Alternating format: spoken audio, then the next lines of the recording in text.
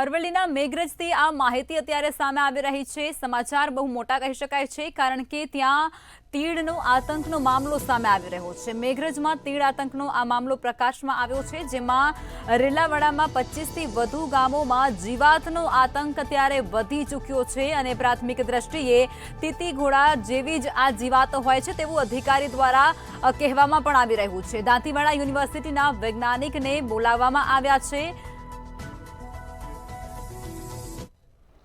આજરોજ ફિલ્ડ કક્ષાએ રેલાવાડા વિસ્તારમાંથી વિસ્તરણ અધિકારી ખેતી શ્રી સન્મુખભાઈ વસાવા મારફત અત્રે જાણકારી મળી કે તીતીઘોડા જેવા મોટા મોટા ઝુંડમાં જે જીવાત છે એનો ઉપદ્રવ રેલાવાડા વિસ્તારના 20થી 25 ગામોની અંદર જોવા મળેલ છે અને ગ્રામસેવકોએ એને નોટિફાઈડ કરેલ છે અને તેમના દ્વારા જે ફોટોગ્રાફ્સ અને એ બધું અત્યારે પ્રાપ્ત થયું એ પેટા વિભાગમાં પાક સંરક્ષણ અધિકારી એ ચકાસણી કરી એમણે કન્ફર્મ કર્યું નથી કે આમ તો તીતીઘોડા જેવું જ દેખાય છે, છતાં પણ આપણે વૈજ્ઞાનિકોની ટીમ દાંતીવાડા યુનિવર્સિટીમાંથી બોલાવી અને આને કન્ફર્મ કરી અને આનું સચોટ નિદાન કઈ રીતે કરી શકીએ એ બાબતે લાર્જ સ્કેલ ઉપર પ્રયત્નો કરીએ।